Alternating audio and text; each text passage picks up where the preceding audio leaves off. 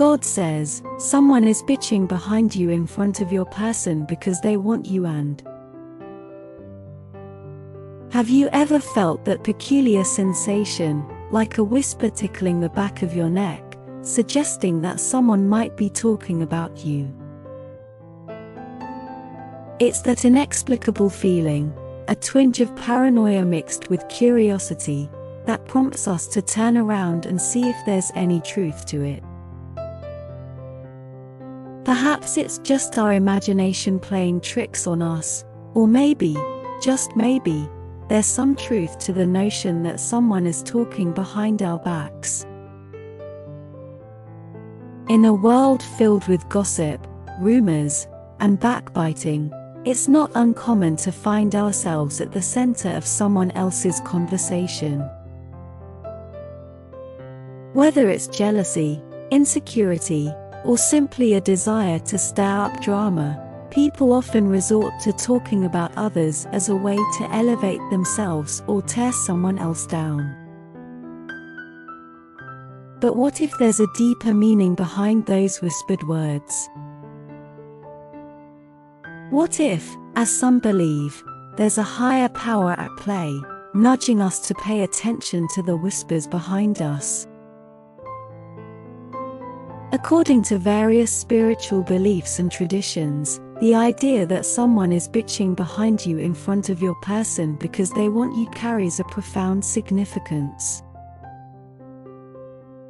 It suggests that the negative energy directed towards us is not just random chatter but a manifestation of desire, envy, or even admiration from those around us. In other words, the very act of gossiping about someone can reveal hidden feelings and intentions that might otherwise remain unspoken. In many religious teachings, gossip is condemned as a sin, a destructive force that can poison relationships and sow discord among communities. The Bible, for instance, warns against slander and gossip, urging believers to speak the truth in love and refrain from spreading rumors. Similarly, in Islamic tradition, gossiping is considered a major sin, akin to eating the flesh of one's dead brother. These teachings emphasize the importance of integrity, honesty, and compassion in our interactions with others, urging us to refrain from engaging in harmful speech. But beyond the moral implications, there's a psychological and emotional aspect to gossip that's equally fascinating. Psychologists have long been intrigued by the role gossip plays in human social dynamics, exploring why we feel the need to talk about others and how it affects our relationships. According to evolutionary psychologists, gossiping may have served as a way for our ancestors to navigate social hierarchies and alliances, sharing information about potential threats and allies within their community. In modern times, gossip continues to serve as a means of social bonding and information exchange, albeit with some negative consequences. Research has shown that gossiping can have detrimental effects on both the gossiper and the target, leading to feelings of guilt, shame, and mistrust. Moreover, gossip can perpetuate stereotypes and prejudices, reinforcing social divisions and undermining empathy and understanding. So what does it mean when someone is bitching behind you in front of your person because they want you? From a spiritual perspective, it suggests that the negative energy directed towards us is not just random chatter but a reflection of deeper emotions and desires. Perhaps the person gossiping about us is secretly envious of our success or covets something we have. Or maybe they're struggling with their own insecurities and projecting their frustrations onto us. In any case, the key lies in how we choose to respond to these whispers behind our backs. Do we allow ourselves to be consumed by anger and resentment, lashing out at those who gossip about us? Or do we rise above the negativity, recognizing that gossip is often a reflection of the gossiper's own issues rather than a true reflection of who we are? In many spiritual traditions, the concept of forgiveness plays a central role in addressing gossip and other forms of harm. By forgiving those who gossip about us, we free ourselves from the burden of resentment and anger, choosing compassion and understanding instead. As the saying goes, holding on to anger is like drinking poison and expecting the other person to die. In other words, by harboring grudges and resentment, we only end up hurting ourselves in the long run. Moreover, by understanding the deeper motivations behind gossip, we can cultivate greater empathy and compassion towards others. Instead of taking gossip personally, we can recognize it as a symptom of deeper insecurities and vulnerabilities within the gossiper.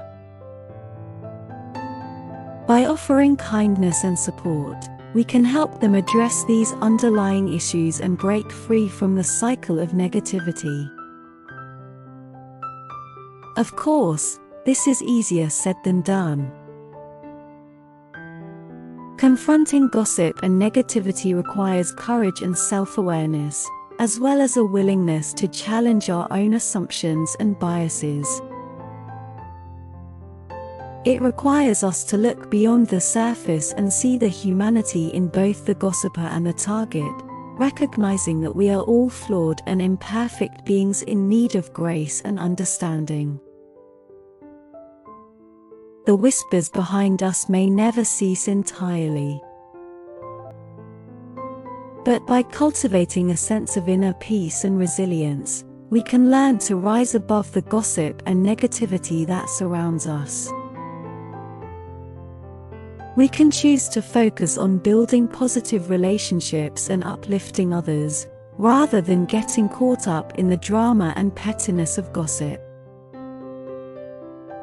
But how do we navigate this delicate dance between curiosity and discretion, between the temptation to indulge in gossip and the need to uphold our principles of integrity and kindness?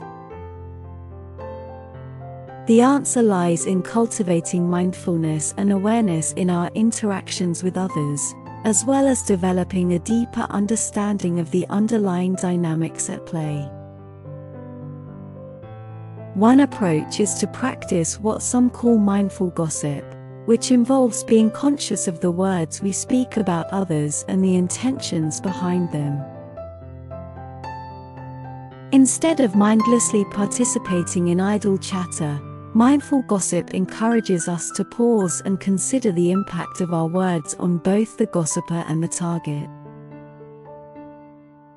It invites us to reflect on our own motivations for gossiping and whether they stem from genuine concern or a desire to elevate ourselves at someone else's expense. Moreover, mindful gossip encourages us to question the validity of the information we're sharing and to approach gossip with a healthy dose of skepticism.